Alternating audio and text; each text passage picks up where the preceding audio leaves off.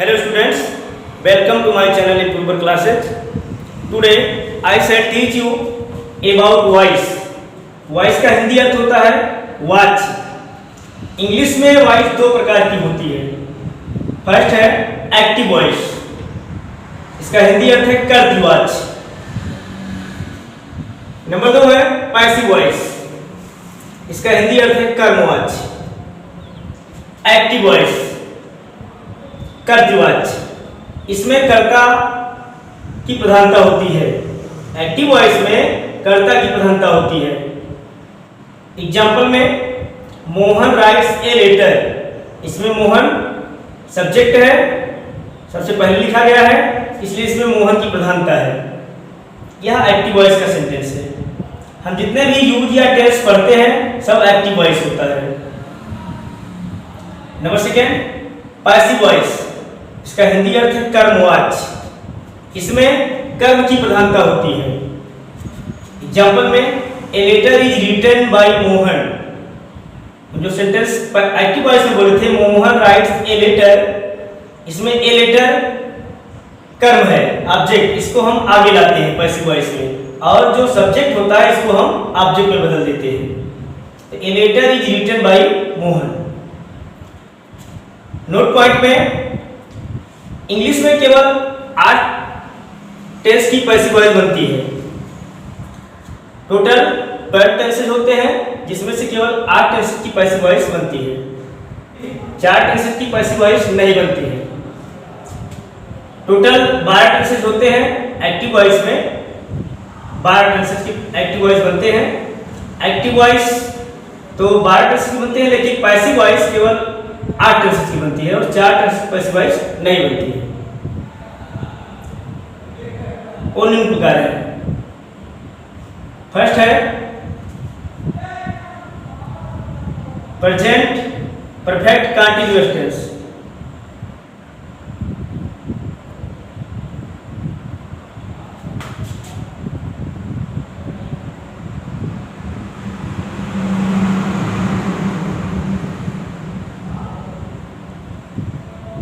Present perfect continuous tense. Second past perfect continuous tense.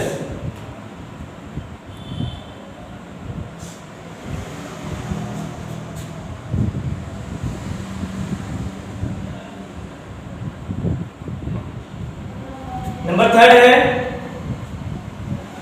Future continuous tense.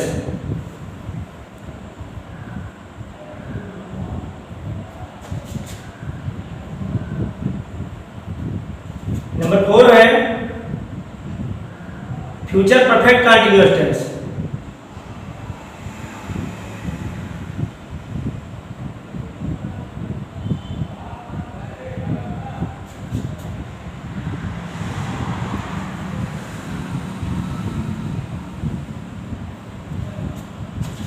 तो निम्नलिखित 4 tense की passive voice नहीं बनती है.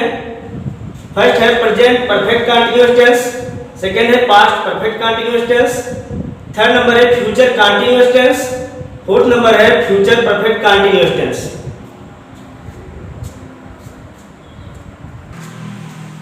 एक्टिव वॉइस को पैसिव वॉइस में बदलने के सामान्य नियम. Rule number first, active voice को पैसिव वॉइस में बदलते समय सब्जेक्ट को ऑब्जेक्ट में और ऑब्जेक्ट को सब्जेक्ट में बदल देते हैं. Rule number second, passive voice बनाते समय हमेशा मेन वर्ब का थर्ड फॉर्म प्रयुक्त होता है.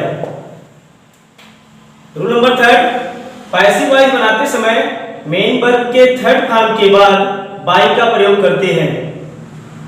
रूल नंबर 4, यदि एक्टिव वॉइस के सेंटेंस में 2 ऑब्जेक्ट आया है तो दूसरे ऑब्जेक्ट को कंप्लीमेंट मान लेते हैं और कंप्लीमेंट को मेन वर्ब के थर्ड फॉर्म के बाद और बाय से पहले लिखते हैं. स्टूडेंट्स, अब हम सबसे पहले प्रेजेंट इंडेफिनिट टेंस के वाक्यों का पैसिव वॉइस सीखेंगे. इसका रूल है, यदि एक्टिव वॉइस का सेंटेंस प्रेजेंट इंडेफिनिट टेंस में है तो पैसिव वॉइस बनाते समय न्यू सब्जेक्ट के अनुसार helping verb is am are का प्रयोग करते हैं। फार्मूला है इसका, new subject plus helping verb is am are plus verb का third form plus complement plus by plus new object. तो हम पैसिव वॉइस बनाते समय सब्जेक्ट को ऑब्जेक्ट में और ऑब्जेक्ट को सब्जेक्ट में बदलेंगे। जिस ऑब्जेक्ट को हम आगे लाएंगे उसका नाम है न्यू सब्जेक्ट, और जो आगे सब्जेक्ट रहता है एक्टिव में वो पैसिव वॉइस में जाकर न्यू ऑब्जेक्ट बन जाता है। एग्जांपल में है राम कुक्स द फूड टुडे। इसमें राम सब्जेक्ट है, कुक वर्ब है, द फूड पहला ऑब्जेक्ट, टुडे दूसरा ऑब्जेक्ट है। तो सबसे पहले हम पहले ऑब्जेक्ट को सब्जेक्ट में बदलेंगे। द फूड है, द फूड आगे आएगा, द फूड। इसके अनुसार helping verb is am are से लगाएंगे is, the food is. Verb का थर्ड फॉर्म कुक्स है, इसका हो जाएगा cooked, the food is cooked. उसके बाद वर्ब के थर्ड फॉर्म के बाद हम कंप्लीमेंट लिखेंगे। कंप्लीमेंट है today, today by Ram. Example number second है, इसमें हम आपको नेगेटिव के बारे में बताएंगे। Sita does not write a letter. Active voice है, प्रेजेंट परफेक्ट टेंस का नेगेटिव है। Sita does not write a letter. तो नेगेटिव में भी कुछ नहीं करना है, बस हेल्पिंग वर्ब के बाद नॉट लगा देंगे। ऑब्जेक्ट को सब्जेक्ट में बनाएंगे। ए लेटर यहां से आएगा, यहां सब्जेक्ट बनेगा a letter. Helping verb a letter के अनुसार is, a letter is. Negative है इसलिए not, a letter is not written by Sita. इसी प्रकार से एक एग्जांपल और बताएंगे हम।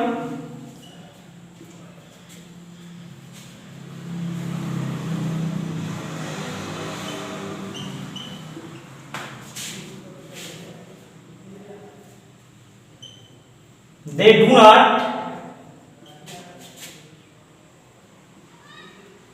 sing a song today.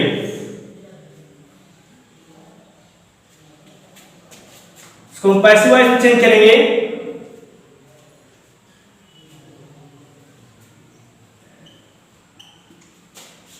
इसमें दो ऑब्जेक्ट आया है, ए सॉन्ग है, today.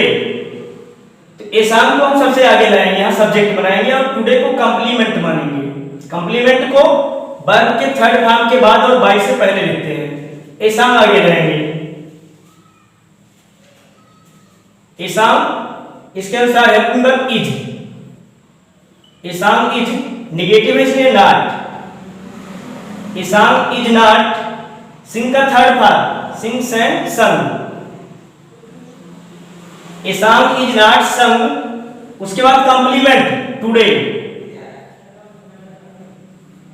A song is not sung today by they का ऑब्जेक्ट। अब दे को ऑब्जेक्ट में बदलेंगे तो होगा देम।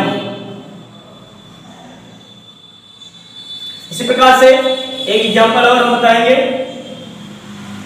इंटरोगेटिव में।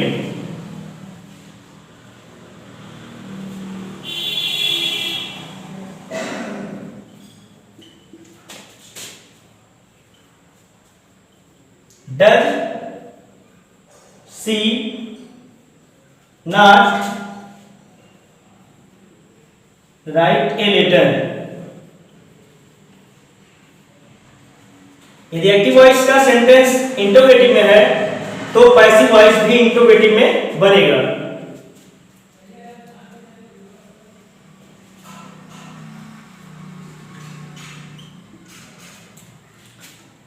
एक्टिव वॉइस में यहां डज आया सबसे पहले, तो पैसिव वॉइस में ए लेटर के अनुसार हेल्पिंग वर्ब इज सबसे पहले आएगा। Is a letter, is a letter. यहां नॉट लगा इसलिए नॉट लगाएंगे। Is a letter not, verb का third form written.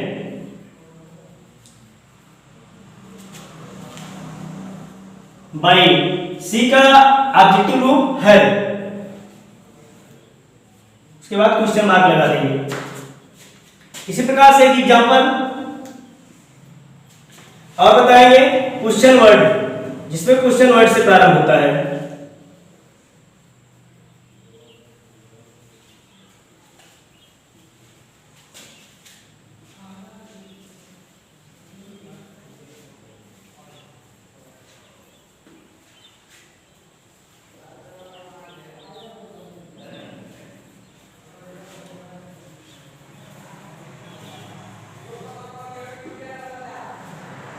What does he not cook the food? इसका पैसिव वॉइस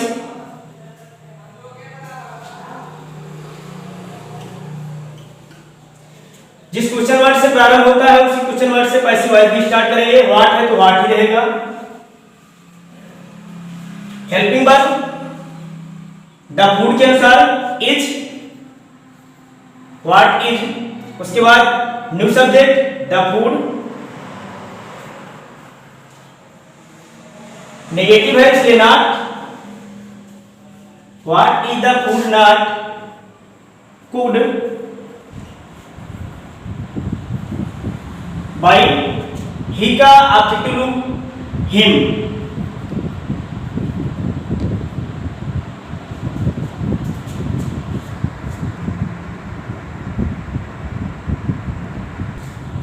इसमें एक नोट पॉइंट है, क्वेश्चन वर्ड में यदि हु से प्रारंभ हुआ है वाक्य, यदि एक्टिव वॉइस का सेंटेंस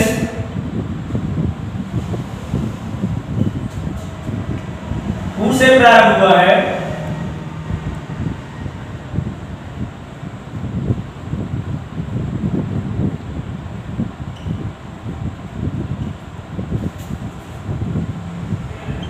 यदि एक्टिव वॉइस का सेंटेंस हु से प्रारंभ हुआ है तो पैसिव वॉइस बनाते समय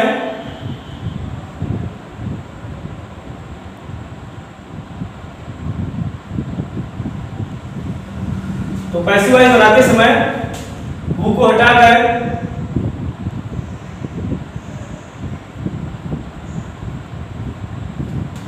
हटाकर बाय हूम का प्रयोग कर देते हैं।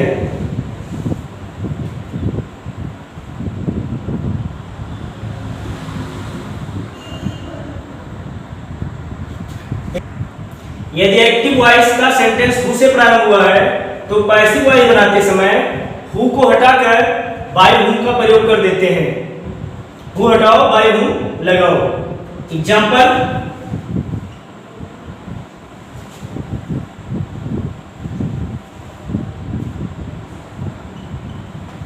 Who writes a letter?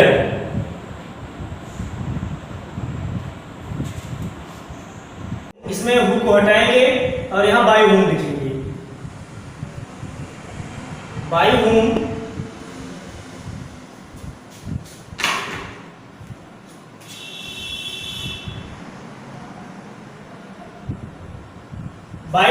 उसके बाद हेल्पिंग वर्ब लगाएंगे ए लेटर के अनुसार इज।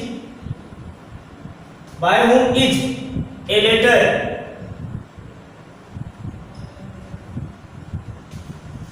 वर्ब का third form written.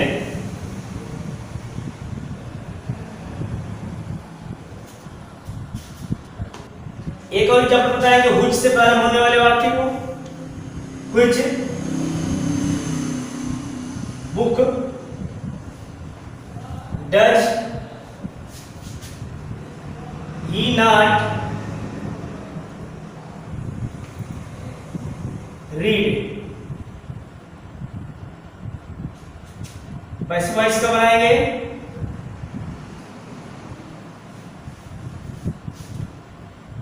which book है तो which book ही लिखेंगे। which book helping verb is, not लगा है नॉट लगाएंगे। Which book is not read? By he का ऑब्जेक्टिव रूप him।